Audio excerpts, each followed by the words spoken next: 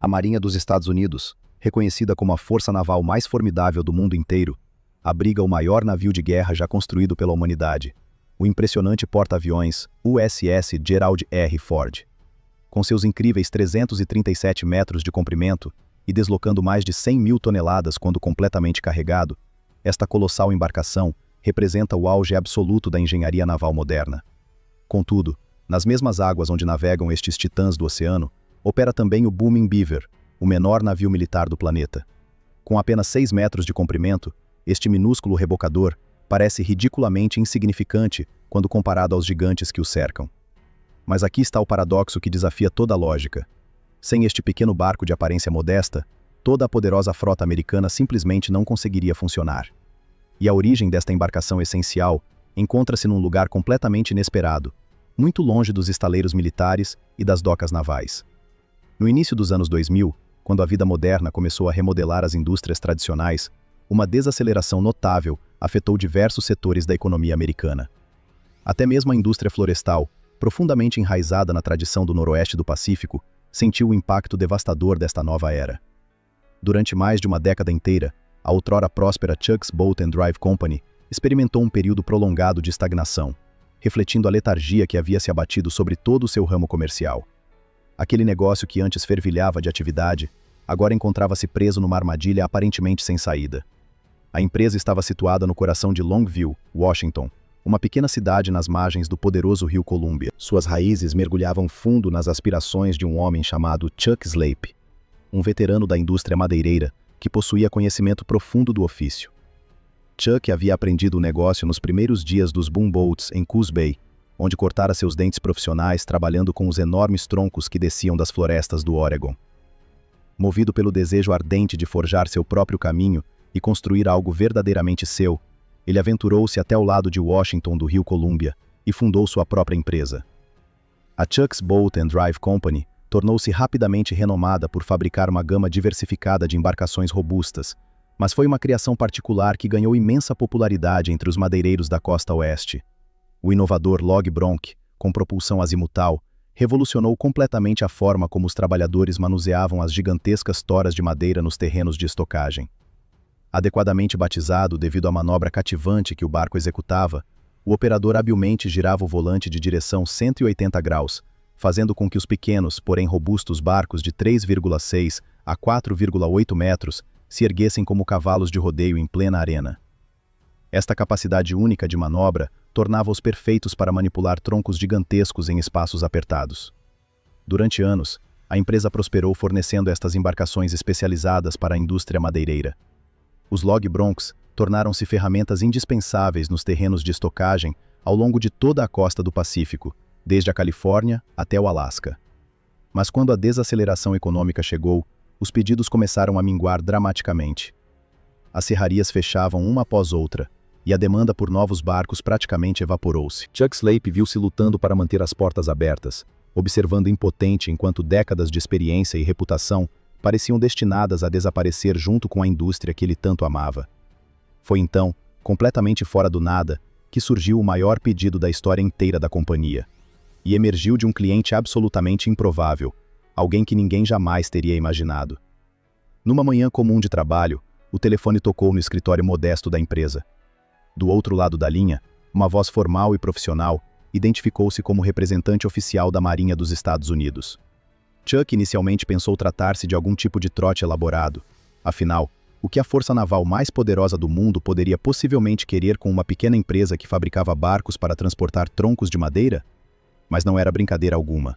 Os oficiais militares estavam desesperadamente procurando uma solução para um problema crítico de segurança que havia surgido nos portos navais após os eventos preocupantes do início da década.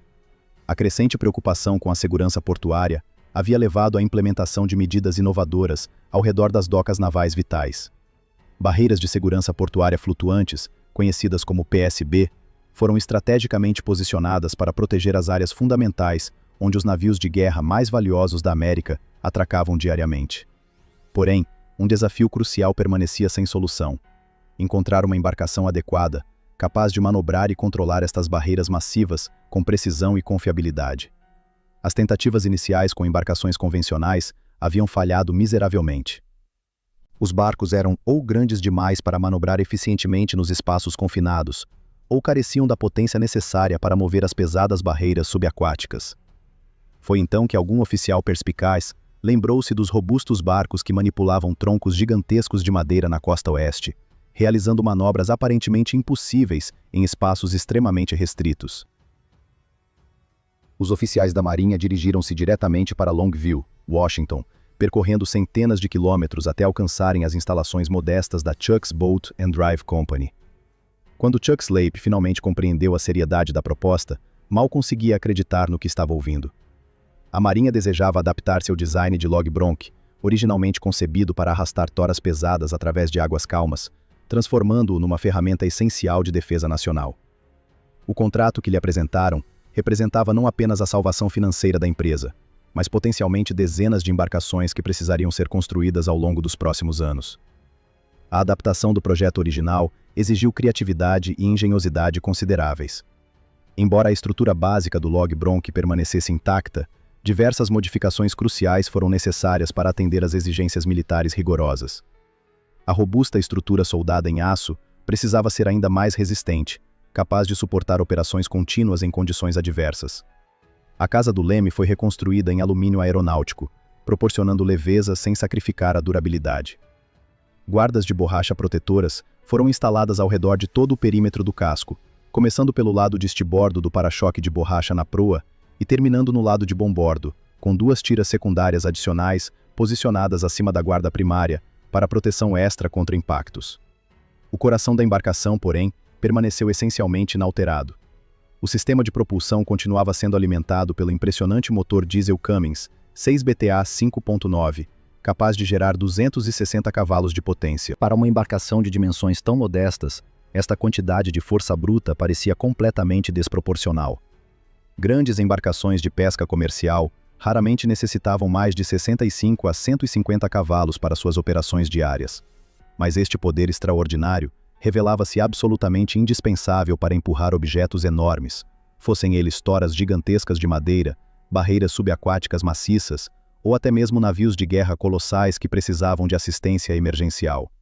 O motor poderoso ocupava praticamente todo o espaço interior desta embarcação diminuta, que media apenas 6 metros de comprimento total e deslocava aproximadamente 10.000 kg de água quando completamente carregada. Apesar de sua capacidade impressionante para mover objetos pesados, o Booming Beaver definitivamente não foi projetado para a velocidade. Sua velocidade máxima alcançava modestos 7 nós, suficientes para suas operações específicas, mas ridiculamente lentos comparados às lanchas rápidas de patrulha. Esta limitação, contudo, não representava desvantagem alguma para sua missão primordial. O nome peculiar da embarcação surgiu naturalmente de suas raízes profundas na indústria madeireira. Estes rebocadores foram inicialmente projetados para reunir e rebocar troncos flutuantes, de maneira similar a como os castores habilmente manipulam galhos ao longo de um riacho. O apelido rapidamente permeou através das fileiras militares, com marinheiros assumindo erroneamente que a designação oficial da Marinha para o navio, 19BB, também representava este apelido carinhoso. Na realidade, porém, a nomenclatura denotava simplesmente o papel da embarcação como Barrier Boat, barco de barreira. Esta confusão deliciosa persistiu durante anos, com tripulações inteiras convencidas de que a Marinha havia oficialmente adotado o nome inspirado nos roedores construtores de barragens. Quando as primeiras unidades foram entregues e começaram suas operações nos portos navais, os resultados superaram todas as expectativas mais otimistas. Estas minúsculas embarcações de 6 metros demonstraram capacidade extraordinária para manipular as enormes barreiras de segurança com precisão cirúrgica. Sua construção compacta permitia navegação ágil através dos espaços confinados entre navios atracados e estruturas portuárias. O deck, posicionado notavelmente próximo à superfície da água, proporcionava aos 2 ou 5 tripulantes a capacidade de diligentemente cuidar e habilmente gerenciar as barreiras protetoras, garantindo a segurança absoluta dos navios sob sua responsável vigilância. A missão primária revelou-se simultaneamente simples e absolutamente crítica para a segurança nacional. Cada vez que um navio de guerra precisava entrar ou sair do porto protegido, o Booming Beaver precisava primeiro navegar até a seção apropriada da barreira subaquática. As correntes pesadas e os cabos de aço que mantinham as barreiras no lugar exigiam manipulação cuidadosa e força considerável. A tripulação trabalhava em sincronia perfeita, destrancando os mecanismos de segurança, soltando os fechos robustos e então usando a potência bruta do motor para empurrar a seção inteira da barreira lateralmente, criando uma abertura suficientemente ampla para a passagem segura do navio. O processo assemelhava-se notavelmente ao trabalho de um fazendeiro abrindo portões para o gado passar, conforme um usuário perspicaz do Reddit observaria décadas depois. Destrancar, soltar, abrir completamente e então fechar novamente depois que o navio atravessasse. Mas esta comparação aparentemente simples escondia a complexidade real da operação. As barreiras pesavam toneladas e estavam constantemente sujeitas às correntes oceânicas imprevisíveis e às ondas que entravam no porto. Um erro de julgamento, um momento de descuido, e a barreira poderia colidir violentamente contra o casco de um navio de bilhões de dólares, causando danos catastróficos. Entre os navios que dependiam desta proteção vigilante, encontrava-se o lendário USS Constitution, a venerável fragata de madeira com uma história gloriosa que se estendia por 223 anos de serviço contínuo. Esta relíquia viva das guerras napoleônicas, carinhosamente apelidada de Old Ironsides pelos americanos, necessitava proteção constante contra potenciais ameaças enquanto permanecia atracada em seu porto de origem. O Booming Beaver, apesar de sua aparência modesta e tamanho diminuto, tornara-se o guardião silencioso deste tesouro nacional insubstituível. A rotina diária das tripulações do Booming Beaver estabeleceu-se rapidamente como uma das operações mais meticulosas em toda a estrutura naval americana. Antes do amanhecer, quando a maioria dos marinheiros ainda dormia profundamente em seus alojamentos, os operadores destas pequenas embarcações já iniciavam suas verificações rigorosas. Cada componente do motor Cummins precisava ser inspecionado cuidadosamente, desde os níveis de óleo lubrificante até a pressão exata do sistema hidráulico que controlava a propulsão azimutal revolucionária. Um único componente defeituoso poderia resultar em consequências desastrosas quando uma barreira de várias toneladas precisasse ser movida com urgência. As condições meteorológicas da costa oeste americana apresentavam desafios constantes e imprevisíveis. Tempestades repentinas do Pacífico traziam ondas violentas que transformavam as operações rotineiras em testes extremos de habilidade náutica. Durante o inverno rigoroso, quando ventos gelados açoitavam os portos e a chuva torrencial reduzia a visibilidade a praticamente zero, as pequenas embarcações continuavam suas operações sem interrupção. A tripulação enfrentava temperaturas que frequentemente caíam abaixo de 0 graus Celsius, com água salgada congelante encharcando suas roupas pesadas enquanto manipulavam os cabos metálicos cobertos de gelo. Mas foi precisamente nestas condições adversas que o design robusto do log Bronc adaptado demonstrou seu verdadeiro valor inestimável. Enquanto embarcações convencionais balançavam perigosamente nas águas agitadas, o Booming Beaver mantinha estabilidade notável, graças ao seu centro de gravidade extremamente baixo e ao peso considerável do motor potente instalado profundamente no casco. A capacidade de girar o sistema de propulsão completamente em 360 graus permitia correções instantâneas de posição, compensando as correntes traiçoeiras que tentavam empurrar a embarcação contra as estruturas portuárias ou contra os próprios navios de guerra. Os portos navais onde estas embarcações operavam transformaram-se gradualmente em verdadeiras fortalezas aquáticas. Point Loma Submarine Base, na Califórnia, abrigava alguns dos submarinos nucleares mais avançados tecnologicamente da frota americana. As barreiras de segurança que protegiam estes submersíveis custavam milhões de dólares cada uma, compostas por seções flutuantes interconectadas através de cabos de aço temperado com diâmetro de 15 centímetros. Cada seção individual pesava aproximadamente 8.000 kg, e o Booming Beaver precisava movê-las múltiplas vezes diariamente, conforme submarinos partiam para patrulhas oceânicas secretas ou retornavam de missões classificadas. Naval Base Kitsap Bangor, localizada nas águas frias e profundas do estado de Washington, apresentava desafios operacionais ainda mais complexos. Este porto servia como base permanente para a frota de submarinos estratégicos armados com mísseis balísticos nucleares Trident. A segurança absoluta destas plataformas de dissuasão nuclear constituía prioridade máxima para o comando naval. As barreiras aqui não apenas impediam embarcações não autorizadas, mas também incorporavam sensores sofisticados, capazes de detectar mergulhadores inimigos ou pequenos submersíveis de infiltração. O Booming Beaver tornou-se parte integral deste sistema defensivo em camadas, operando em coordenação estreita com patrulhas armadas e sistemas de vigilância eletrônica. Naval Base San Diego, o maior complexo de superfície da frota do Pacífico, apresentava volume de tráfego marítimo verdadeiramente estonteante. Dezenas de destroyers, cruzadores e porta-aviões compartilhavam o mesmo porto congestionado, criando um balé náutico complexo, onde colisões precisavam ser evitadas constantemente. Aqui, múltiplos Booming Beavers trabalhavam simultaneamente, coordenando seus movimentos através de comunicações por rádio precisas, enquanto abriam e fechavam diferentes seções das barreiras protetoras. Durante períodos de alta atividade operacional, quando a frota preparava-se para exercícios de larga escala ou desdobramentos de combate reais, as pequenas embarcações operavam ininterruptamente durante turnos de 12 horas consecutivas. A relação entre estas embarcações minúsculas e os navios colossais que protegiam criava contrastes visuais absolutamente surreais. Quando o USS Nimitz, um super porta-aviões nuclear deslocando mais de 100 mil toneladas, precisava deixar o porto protegido, o diminuto Booming Beaver aproximava-se primeiro das barreiras. A diferença de escala beirava o cômico. A embarcação de 6 metros trabalhando para permitir a passagem de um Leviatã de 333 metros.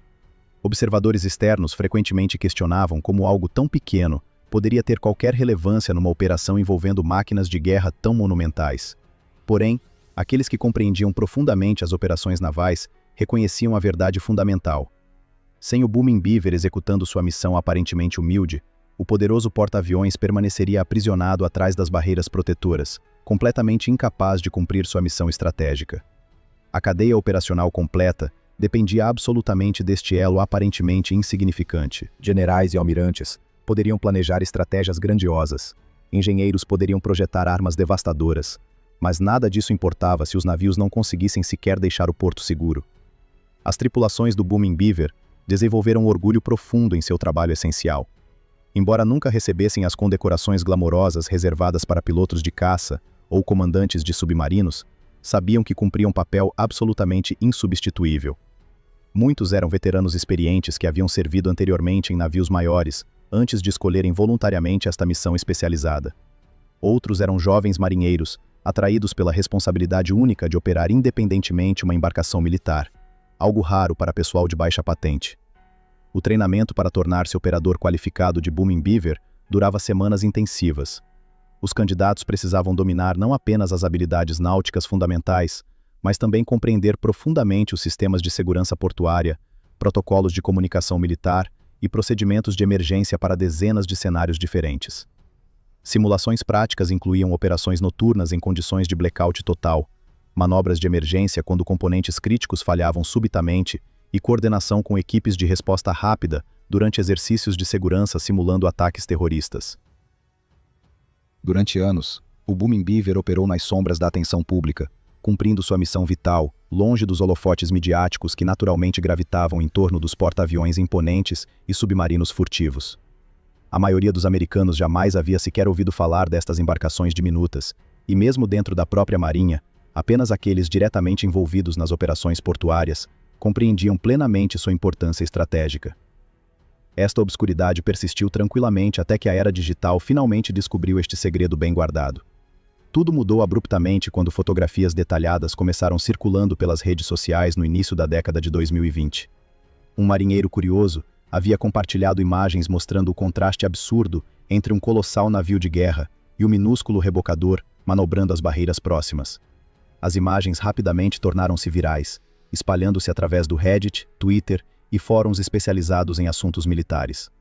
Milhares de entusiastas navais ao redor do globo descobriram simultaneamente a existência desta embarcação extraordinária. Os comentários explodiram em debates acalorados e especulações criativas. Usuários comparavam o Booming Beaver a personagens de videogames, onde o menor personagem possuía habilidades especiais indispensáveis. Outros criaram memes humorísticos, destacando a ironia de a maior força naval do planeta depender absolutamente de seu menor navio. Um comentário particularmente perspicaz no Reddit acumulou dezenas de milhares de aprovações, quando comparou elegantemente a operação ao trabalho simples de abrir portões para gado passar, mas com consequências geopolíticas monumentais, caso algo saísse errado. Entrevistas espontâneas com veteranos que haviam servido nestas embarcações começaram surgindo em podcasts militares e canais especializados do YouTube. Histórias fascinantes emergiram gradualmente, revelando incidentes que nunca haviam sido documentados oficialmente. Um ex-operador relatou a ocasião aterrorizante quando o motor falhou completamente, enquanto mantinha aberta uma seção crítica da barreira durante uma tempestade violenta. Com as correntes oceânicas empurrando ferozmente a barreira descontrolada em direção a um destroyer recém-construído, valendo bilhões de dólares, a tripulação improvisou rapidamente uma solução, usando cabos de emergência e pura força muscular, evitando por centímetros uma colisão catastrófica. Outro veterano compartilhou memórias de operar em condições de nevoeiro denso, tão espesso que a visibilidade reduzia-se a menos de 3 metros. Navegando apenas por instrumentos básicos e comunicações por rádio constantes com a torre de controle portuária, ele guiou um submarino nuclear através da abertura estreita nas barreiras, sem qualquer referência visual. A margem de erro era praticamente inexistente, mas a missão foi executada perfeitamente, graças a anos de experiência acumulada e conhecimento íntimo de cada centímetro quadrado do porto. Histórias mais leves também emergiram, humanizando as tripulações e suas experiências únicas.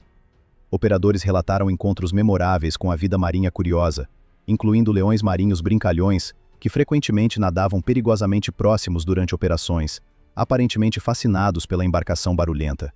Golfinhos ocasionalmente acompanhavam o Booming Beaver durante suas manobras matinais, surfando nas ondas criadas pelo casco, enquanto a tripulação trabalhava. Estes momentos de leveza proporcionavam alívio bem-vindo da tensão constante, inerente ao trabalho de alta responsabilidade.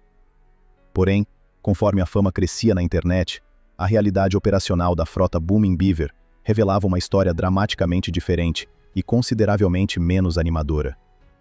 Os planos ambiciosos originais da Marinha no início dos anos 2000 haviam previsto a aquisição de pelo menos 40 unidades para cobrir todos os portos estratégicos americanos. Esta expansão massiva nunca se materializou conforme originalmente imaginado. Cortes orçamentários, mudanças nas prioridades estratégicas e reavaliações contínuas das necessidades de segurança portuária conspiraram para reduzir drasticamente os números planejados. No ano de 2006, quando a frota deveria estar expandindo-se vigorosamente, um evento revelador ocorreu que sinalizou o futuro incerto destas embarcações. Um dos poucos Booming Beavers existentes foi surpreendentemente colocado em leilão público, disponível para o maior lance de compradores civis interessados. O valor final alcançado deixou observadores completamente atônitos: $100.025 por uma embarcação de apenas 6 metros de comprimento. Esta quantia impressionante para um barco tão compacto refletia tanto a qualidade excepcional da construção quanto a raridade crescente destes navios únicos. O leilão atraiu interesse considerável de colecionadores náuticos, empresas de reboque comercial e até mesmo entusiastas militares abastados, desejando possuir um pedaço genuíno da história naval americana. O comprador vencedor, cuja identidade permaneceu confidencial, adquiriu não apenas uma embarcação funcional robusta, mas também um artefato histórico, representando a engenhosidade prática que caracterizava a adaptação militar de tecnologias civis bem-sucedidas. Esta venda singular removeu permanentemente mais uma unidade da frota já severamente limitada. Conforme os anos avançavam inexoravelmente, o processo de descomissionamento continuou erodindo silenciosamente os números operacionais. Colin O'Rourke, porta-voz oficial do Comando de Sistemas Navais Marítimos, confirmou publicamente que a frota total havia encolhido dramaticamente para apenas 10 exemplares ainda em serviço ativo. Estes sobreviventes encontravam-se distribuídos estrategicamente entre 3 instalações principais: a base de submarinos Point Loma, na Califórnia, Naval Base Kitsap Bangor, no estado de Washington, e Naval Base San Diego, também na costa californiana. A decisão de não expandir a frota conforme os planos originais gerou debates acalorados entre analistas militares e especialistas em segurança portuária. Alguns argumentavam que tecnologias emergentes, incluindo sistemas automatizados de controle de barreiras operados remotamente desde bunkers fortificados em terra, eventualmente tornariam obsoletas estas embarcações tripuladas. Protótipos experimentais de mecanismos hidráulicos computadorizados foram testados em várias instalações, prometendo eliminar completamente o elemento humano das operações de barreira. Entretanto, estes sistemas revelaram-se consistentemente menos confiáveis que os veteranos operadores do Booming Beaver, especialmente durante condições climáticas extremas, quando falhas eletrônicas ocorriam com frequência preocupante. Outros especialistas apontavam para mudanças fundamentais na doutrina de segurança naval. As ameaças contemporâneas evoluíram dramaticamente desde o início dos anos 2000, quando as barreiras físicas pareciam a solução ideal contra infiltrações marítimas. Agora, drones submarinos autônomos, ameaças cibernéticas sofisticadas e armas hipersônicas apresentavam desafios que nenhuma barreira flutuante poderia neutralizar efetivamente. Investimentos massivos estavam sendo direcionados para sistemas de defesa mais avançados tecnologicamente, deixando as humildes operações de barreira com orçamentos cada vez mais reduzidos. Apesar destas pressões institucionais e mudanças estratégicas, os Booming Beavers remanescentes continuaram operando diariamente com a mesma dedicação inabalável. Cada tripulação compreendia perfeitamente que representavam uma linhagem em extinção, os últimos praticantes de uma arte náutica específica que provavelmente desapareceria completamente dentro de uma década. Esta consciência aguda da mortalidade operacional não diminuiu seu profissionalismo, mas paradoxalmente intensificou seu comprometimento em executar cada missão impecavelmente. As embarcações sobreviventes começaram mostrando sinais inevitáveis de desgaste acumulado após décadas de serviço contínuo em ambientes marinhos corrosivos. Os cascos de aço soldado, embora construídos com qualidade excepcional, sofriam constantemente com a água salgada agressiva que atacava implacavelmente cada solda e junta. Programas de manutenção intensivos tornaram-se necessários para manter as unidades operacionais funcionando adequadamente. Técnicos especializados passavam incontáveis horas aplicando revestimentos anticorrosivos, substituindo componentes desgastados e realizando soldas de reparo em áreas comprometidas pela oxidação inexorável. O motor Cummins 6BTA 5.9, coração pulsante de cada embarcação, exigia atenção meticulosa constante. Após milhares de horas operacionais empurrando barreiras pesadas e ocasionalmente rebocando navios maiores, estes motores poderosos aproximavam-se dos limites de sua vida útil projetada. Peças de reposição tornaram-se progressivamente mais difíceis de adquirir, conforme o modelo específico saía de produção comercial. Mecânicos criativos frequentemente precisavam adaptar componentes de gerações posteriores de motores ou fabricar artesanalmente peças customizadas para manter os propulsores veteranos funcionando confiavelmente. Durante exercícios de treinamento naval de larga escala, quando dezenas de navios precisavam movimentar-se simultaneamente, os Booming Beavers demonstravam repetidamente que nenhuma tecnologia substituta poderia replicar sua combinação única de agilidade, potência e confiabilidade humana. Sistemas automatizados falhavam regularmente sob pressão operacional intensa, mas as tripulações experientes adaptavam-se instantaneamente a situações imprevistas, improvisando soluções criativas que nenhum algoritmo computacional conseguiria conceber. Jornalistas especializados em assuntos militares começaram produzindo documentários, explorando a história peculiar destas embarcações extraordinárias. Filmagens revelavam operações cotidianas raramente testemunhadas por civis, mostrando a dança delicada entre o minúsculo rebocador e os gigantes de aço que dominavam os portos. Entrevistas emocionantes com Chuck Slape, já idoso, mas ainda apaixonado por suas criações, proporcionaram um contexto humano comovente sobre como barcos de madeireiros transformaram-se em ferramentas essenciais de segurança nacional. A ironia fundamental permanecia inescapável e profundamente simbólica. A Marinha dos Estados Unidos, possuidora de tecnologia militar mais avançada que qualquer outra força no planeta, dependia absolutamente de um design básico, originado nas florestas do noroeste americano. Nenhuma quantidade de engenharia sofisticada, orçamentos bilionários ou inovação tecnológica havia conseguido criar algo superior ao humilde log Bronc adaptado. Esta realidade testamentava a sabedoria frequentemente esquecida de que soluções eficazes frequentemente residem em simplicidade robusta, ao invés de complexidade excessiva. Quando questionada diretamente sobre o potencial do Booming Beaver servir como arma secreta em conflitos hipotéticos futuros, Colin O'Rourke, a porta-voz naval, respondeu com franqueza característica e brevidade militar, que encerrou definitivamente quaisquer especulações romantizadas. Sua resposta consistiu em apenas 3 palavras que dispensavam elaboração adicional. Definitivamente, não é isso. Hoje, enquanto os últimos 10 exemplares continuam suas operações silenciosas nos portos estratégicos americanos, cada partida rotineira para manipular barreiras representa potencialmente uma das missões finais desta classe histórica. Observadores atentos que visitam estas bases navais ainda podem avistar ocasionalmente o pequeno rebocador cumprindo diligentemente seu dever essencial, lembrando que grandeza militar não se mede exclusivamente em tonelagem ou potência de fogo, mas também na execução confiável de tarefas fundamentais que permitem aos verdadeiros gigantes cumprirem suas missões.